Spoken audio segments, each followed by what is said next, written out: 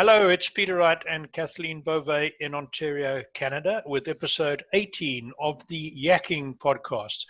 We talk about life, business, and more, and we bring you tips and ideas for a changing world, and it's very much a changing world at the moment.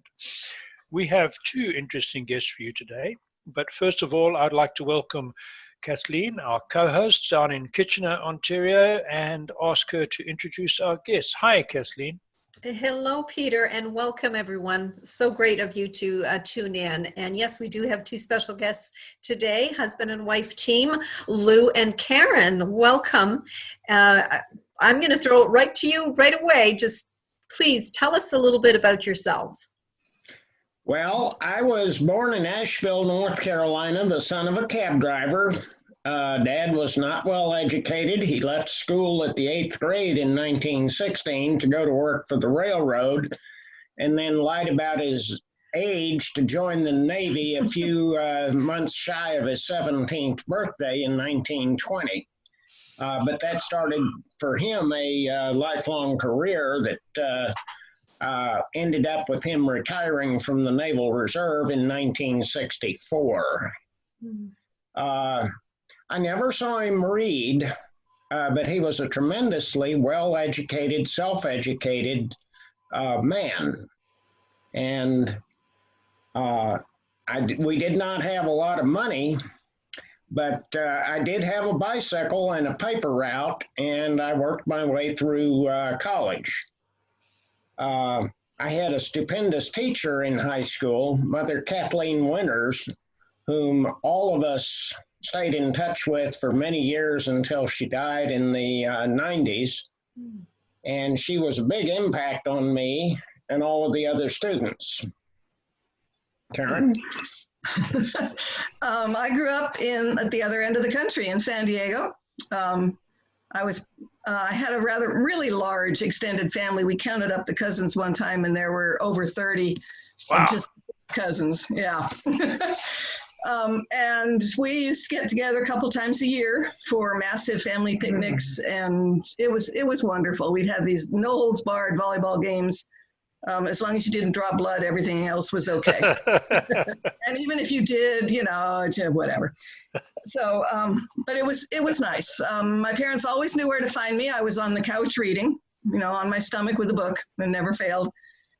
Went off to college in Colorado, and because my cousin was going there, and I went to join him, and ended up as a teacher, ended up taking a break from teaching, and went back out to California, and that's where I met Lew in the swimming pool of the gym that we both were frequenting in Monterey. So that's an interesting place to meet one's partner, isn't it, in the gym? It is. Yeah. So Lew, you had a career in the Navy, and you were an engineer. What led you there? Well, it was interesting. Somewhere along the line in high school, my father, or actually in grade school, my father brought me a crystal radio, which started me off in electronics. And somewhere along the line, I developed an interest in ham radio.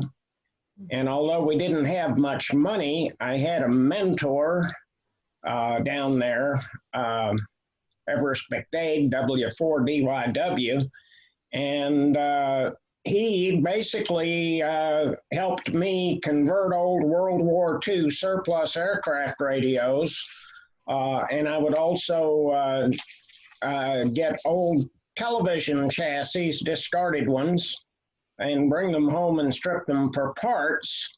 And by the time I graduated from high school, I had designed a voice and Morse code transmitter very nicely with his assistance. And as for the Navy, I was looking at not much of a chance of going to college, because even with scholarships, my dad was not going to be able to pay the bill. So a few months after my 17th birthday, while I was still a junior in high school, I joined the Naval Reserve at Naval Air Station Atlanta. They had a good program of 2 years drilling reserve, 2 years active duty, followed by 2 more drilling reserve years. And that looked like a chance to get into college on the GI Bill, just a few years behind my contemporaries. So I went to boot camp during my senior summer, and of all places, Naval Air Station, Olathe, Kansas, and had a couple of enjoyable weekends at drilling weekends at Naval Air Station, Atlanta, without any adult supervision. Somewhere along the line, when I had enlisted, I had fairly decent scores, and I pushed a whole lot of papers in front of me, and one of them was an application to the Naval Academy, which I had forgotten about. I got back from boot camp and found that I was to go to Charleston for a physical, and then there was some more paperwork, and basically by January of my senior year, I was given an appointment to the class of 1970. So I joined the Navy with the intention of solving my college problems, and it certainly did that. Oh, well done. Oh, so Karen, how did you get into teaching? You know, when I think back on it, it just seems like after high school, there wasn't anything else that I really wanted to do. I had some extremely good teachers in high school, especially Mr. Higbee, who was my senior high school, or senior English teacher. And he was amazing. He challenged us constantly to read beyond what the written word was, to look for the hidden meanings, to write, to be concise in our writing. And he was phenomenal. And I wanted to continue that. I wanted to challenge other people, in my students basically, to do the same sort of thing. You know, read, grow, write, grow, become better. And I think I did it. I'm not sure, but I think I did.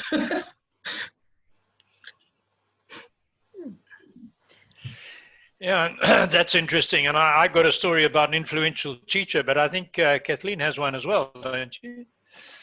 I do. Well, you know, I have such respect for wonderful teachers because, I mean, I have the memory of Mrs. Clark, my 5th grade teacher, and she will forever remain in my heart. And she was one of these teachers that, you know, I came from the 4th grade having a terrible teacher, I have to say, who always seemed to belittle me. And Mrs. Clark made me feel so validated and intelligent. She empowered me to, you know, she made me feel like I was smart enough to excel in her class, and boy did I. And that's, you know, I have such respect because you impact people's lives forever in how you teach them. So you don't usually find out too. I went back to see Mr. Higbee about a couple years after I had graduated from high school, and he was stunned. You know, I just went back to say, hey, thank you, you know, and he was just stunned by it. And I do remember, probably about 10 years before I retired, I was in the classroom one day, and this young man walks in the middle of class with a mohawk. And I'm like, who are you? Michael! You know, he came back to say hi and thank you. And it just, the kids changed so much from junior high into high school and beyond that it's almost hard to recognize them sometimes until they open their mouths and talk. And then you know who it is. Yeah. Oh dear. My internet is not doing too well. I think I lost you for a few seconds a bit earlier. So, but fortunately, your side, both of you seem to be good. My story was the opposite with a teacher, but I'll repeat it because it just shows how a teacher's thoughtless words can influence someone for a lifetime.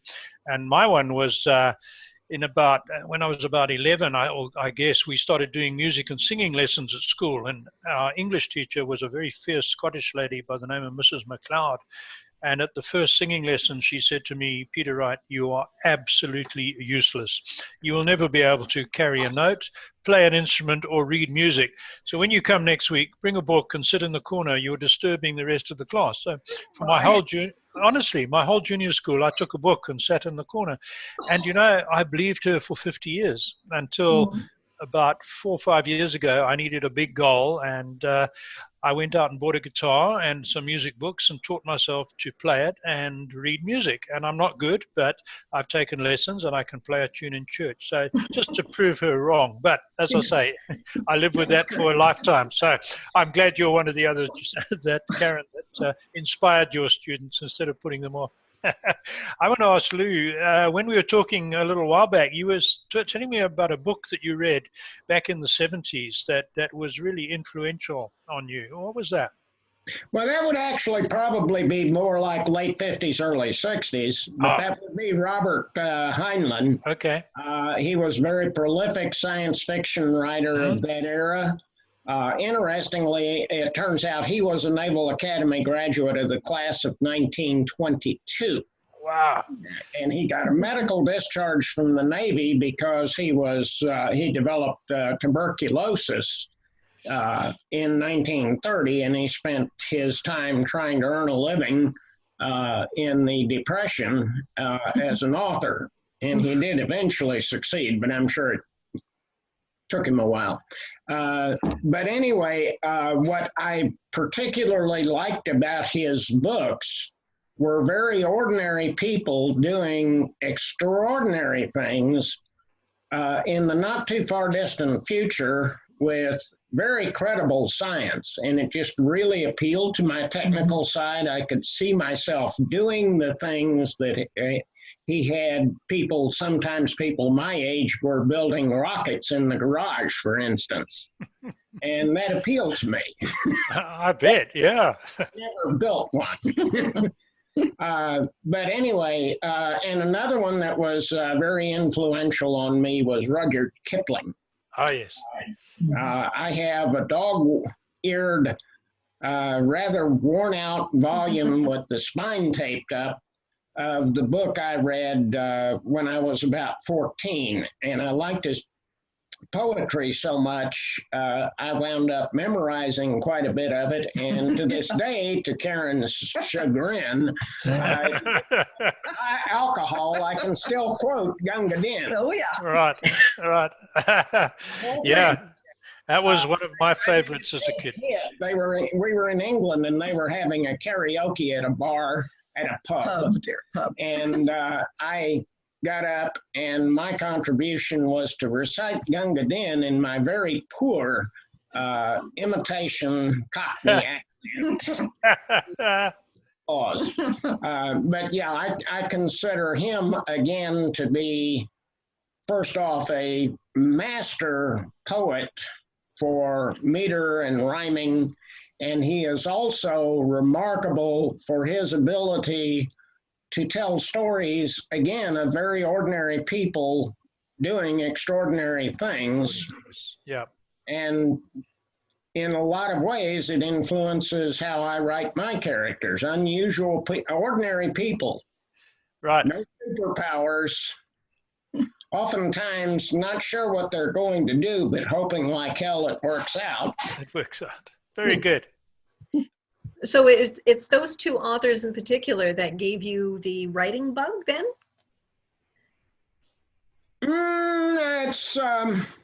They certainly contributed to it. I did a little bit of writing when I was in high school. I just recently found some of those things and was surprised it wasn't all that bad.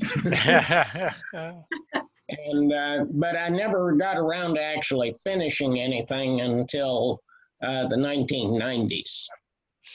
Right. And so Karen and you both work together, so husband and wife team. What's the secret to working together as a husband and wife team? Oh, I'd say probably the most important thing is to just put your ego aside. You have to just realize that that in my case, I have to trust him to be an honest critic, and I have to, if he criticizes something in my work, I have to accept it, because it's not like he's trying to hurt me or anything. He's trying to help me. Every word that I think, far too many authors think that every single word they write is golden and every paragraph is the quintessential paragraph, the highest form of literature ever. And that's just not true. We have to accept that most of our words are maybe brass if we're lucky, and we just have to polish them some. And that's what we do for each other. We point out where each other's got oopses and help each other get better at it.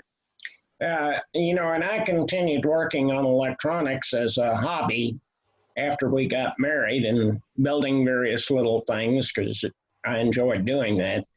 And of course, these things never work right the first time. And I found Karen, although she did not have some of my technical knowledge, was the person who always asked the right question and would lead me around to asking the questions I should have been asking myself. Starting with the very basic one, dear, did you plug it in? Good, yes. And so and again, taking criticism from her, my gosh, I take criticism from her every day. So criticizing my writing, what's new? Oh. I do. You've obviously got it right though, so Yeah. it's working for you. That's really good. Lew, just again reading, when I read the things you write about, you write about all sorts of stuff from historical, technical, futuristic. That's a huge range. How do you do that? And Well, I guess that's the Robert Heinlein and also the Isaac Asimov influence on my writing. Historical fiction appeals to me both to read and write. I like transporting my readers back in time. And I want them, if I'm going to put them back in the first century, I want them to see what it was like to get around and live in the first century. The ordinary things. How do you make a fire? yeah. And on the Eagle and the Dragon, I had to find out how caravans worked, because for a period of time, my Romans were riding on a caravan on the Great Silk Road. And I did a lot of research on caravans, to the extent that there was any, because a lot of this stuff was never written down. A lot of these people didn't even know how to read and write themselves. And so I looked at modern caravans, and I found a person could work his way up from an animal tender to owning his own animal, to owning a string of animals, and so forth. And that allowed him to pack more and more goods as part of the caravan for free. And then I looked at how far a caravan might go, and I figured they can't go more than 1,500 or 1,000 miles because of their speed. And they have to know the terrain, they have to know the languages, they have to know the weather, they have to know the security. And then I looked at the places where they stopped, and I kind of modeled them. They had to work an awful lot like truck stops. Yeah. Because they would be a building that would provide security for what they were carrying. It would provide fodder and pasture for the animals, quite a lot of animals, maybe 500. And it would provide sleeping facilities, bars, baths, maybe women. And the locals, I am very sure, would kind of really celebrate the caravan coming down. So in the end, you get to ride a caravan. Interesting stuff. And Karen, what do you write about? I do primarily historical fiction also. The first book I wrote is called Parham's Mill, and It was actually historical fantasy or paranormal. It's a young adult. I wrote it simply to prove to myself that I could write a book, because I didn't know if I could actually do that. And it turned out really nicely. And I went to write a sequel to that and got hung up in a character sketch that turned into a short story that turned into a full novel called Ruby. It has nothing to do with Parham's Mill. It just kind of grew out of something from it. And it's historical fiction about a young woman in the Depression who loses her job, and she gets on a bus to go home and does not make it. And it's the story of what happens to her and how she rebuilds her life and then turns around to rebuild others, help other women to rebuild theirs, basically. And that led into book number 3 that I just finished the draft of last week, actually, end of last week. And now I'm into the editing, and it is about it's historical fiction also. It's about a young doctor in 1939 who goes in to see the new movie, Wizard of Oz, first Technicolor movie, goes in, and the newsreel before the movie is about the German invasion of Poland. And he is appalled. He works in a veterans hospital treating men from the Great War. His brother died in the Great War, and he's watching guys on horses attacking tanks, and he has to go do something. So he goes to England and joins the Royal Army Medical Corps. And it's just his story of how he goes through the war and grows and changes, and all sorts of stuff happens. I think it's pretty good. We'll see. And he's serving. Sounds interesting. And he's serving with one of the most colorful divisions the British had, which was the 51st Highland Division. They were pretty darn cool. And it turns out there was a local American doctor. She actually had started writing this before she found out, but Edward Stone actually did that same thing. He was a doctor from Arlington, and so he had to get written into that book. Oh, yeah.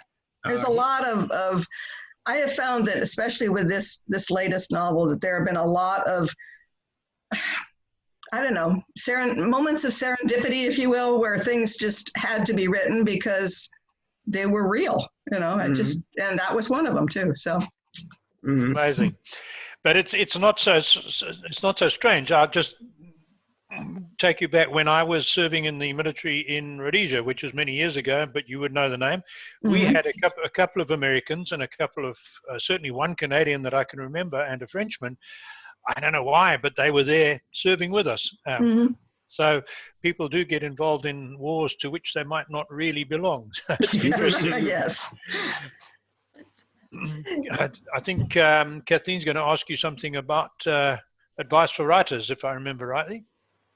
Well, yes, that's well. You just asked the question, Peter. Yeah, if you have any advice for writers, what would you say? What would you say to them? I would say for the first part, the hardest sentence to write in your book is the first one, and the second hardest sentence to write is the last one. And so, don't quit. Press on, don't second guess yourself, just get to that last sentence of your book and accept the fact that your first draft is exactly that. It's a first draft. Oh, yeah. It's not perfect. You're not going to write a perfect first draft and spend a lot of time editing, polishing, and making it perfect in the editing phase, but get your story down first. And secondly, I think a writer needs to develop a thick skin. You're going to get a lot of criticism from your editors. You're going to get criticism from people who don't like your book. And if you're going to go traditionally published, you're going to get a lot of rejection letters from agents who say, thank you, but no. And you have got to have that thick skin so that you don't get discouraged. Absolutely. Just picking up from that, Lew and Karen, publishing, do you self-publish? Do you work through a publisher? What do you suggest? We are self-published through Amazon, yes. Through Amazon, right. It worked very well. And, you know, Lew mentioned the rejection letters. He tried with Eagle and the Dragon for a while to get it accepted by publishers and just couldn't develop the interest, which I don't know why. But so we just decided to heck with it, you know. We'll just do it ourselves. Yep. And I think our age cranks into it a lot. If you go traditionally published, it can take you up to a year to find an agent. And most of your rejections are actually because they're getting 400 submissions a month. Right. And they're only picking a few a year to push as books. So you're as much what's on their plate when your submission hits as it is the quality of your work. The other thing is after it's been accepted by an agent, you may go through another 2 or 3 years for the publisher to actually get it in print. Sure. And even though we're self-published, well, even though we're self-published, you know, we are really conscious of making that product as close to perfect as we can. Sure. You mentioned, you know, your first draft and then 10 more times editing probably. We've both read books that were self-published and they did a lousy job of editing, and it's painful. And we will not do that to somebody. You know, we will not do it.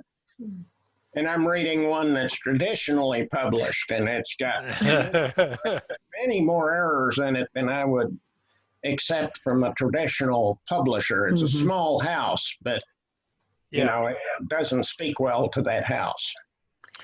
And then you market your books on social media and with a group of other authors, if I understand correctly? That is correct, yes. Facebook has been our primary vehicle for marketing, and we've both done very well. I think the typical book sells perhaps 150 books over its lifetime for the self-published author. Karen and I both are selling around 100 a month, at least now. Yeah. Very good. Yeah, makes us very happy. Makes us very happy, and we're almost breaking even on the advertising budget. Finally. But, that's good progress. We're going to be running out of time in a moment. So let me just ask for our listeners and viewers, how can they get your book and how can they make contact with you? Okay, you can get both our books on Amazon. Just look up Karen D. McIntyre or Lewis McIntyre on Amazon, and you will find our books on there. We both have Facebook pages. My author's page is Lewis McIntyre Author, and that has links to individual pages on my book, The Eagle and the Dragon, Come Follow Me, and True Believers, the Founding Fathers of Takoma, which hasn't been published yet. Karen? Same, yeah, like you said, Amazon. Both of them are available on Amazon. If you're looking for Ruby, you have to say Ruby by Karen D. McIntyre, because apparently there's a lot of books out there named Ruby. I guess it would be. Realized at the time. Wonderful. And we will, for our viewers, you can pick up the caption at the bottom of your screen for those links that we've just been talking about, and also in the description of this episode, you'll find them there too. We're running out of time. Kathleen, have you got any final thoughts or words for our guests? We thank you so much for joining us today, and thank all of you for tuning in, and we will see you next time. So thank you so much for having us. Thanks very much. Goodbye. Thank you, guys.